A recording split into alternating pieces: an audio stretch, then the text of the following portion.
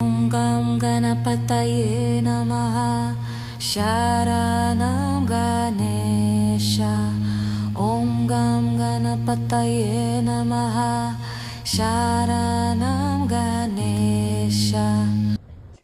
Oi pessoal, dei uma respirada, uma alinhada nos chakras aqui, porque esse assunto costuma gerar bastante resistência.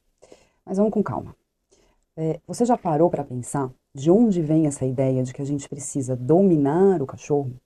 E em que momento a relação com o animal que vive dentro da nossa casa virou uma disputa de poder? Então, eu e o Kleber estamos, para quem não sabe, numa campanha de desconstrução da teoria da dominância dentro do adestramento. Tá? E não é porque isso virou moda, não, porque não virou. Mas justamente porque essa é uma teoria antiga, ultrapassada e já refutada pela própria ciência. Inclusive pelo próprio cientista que ajudou a popularizar essa ideia lá atrás. Né? Então, se até o criador da teoria voltou atrás, por que será que ela ainda é tão defendida? Será que é por falta de acesso à informação? Ou será que algumas ideias simplesmente parecem mais confortáveis? Né? Então, hoje, a gente tem adestradores grandões na internet, com milhões de seguidores, né, que ainda disseminam essa visão. E isso tem um impacto enorme, porque quando alguém com muita visibilidade fala, aquilo vira verdade, absoluta, inclusive para muita gente. Né? Mas alcance não é sinônimo de ciência, muito menos de responsabilidade. Né? Então, os cães foram domesticados há milhares de anos. Eles não vivem em matilha selvagem, não disputam liderança, não caçam para sobreviver. Eles vivem dentro de casas, em ambientes humanos, com regras humanas. Então faz sentido exigir que eles se comportem como lobos imaginários?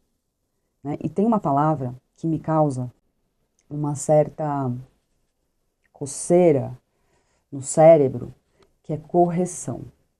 Porque quando a gente fala em corrigir, a gente parte da ideia de que o cão está errado. Será que ele está errado? Ou ele só está se comportando como um cachorro? Será que o problema é o comportamento ou o contexto que a gente cria para ele? Né? Então, talvez o problema não seja falta de correção, não. Talvez seja excesso de controle e falta de compreensão, de conhecimento. Né? Então, quando a gente começa a se incomodar com essa palavra, correção, a gente começa também a questionar outras coisas. Né? Então, a ideia de que existe um jeito certo, único, né? Uma técnica certa, absoluta, um método que serve para todos os cachorros. Né? E é exatamente aí que entra o conceito de adestramento não binário, uma nova designação fofa, criada pelo meu mestre, Kleber.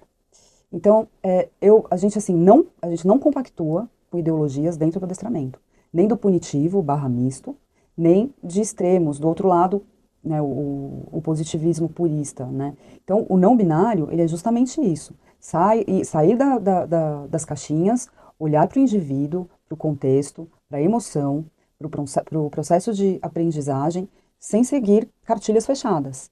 E quando eu falo que não existe um único método certo, isso não significa que vale tudo.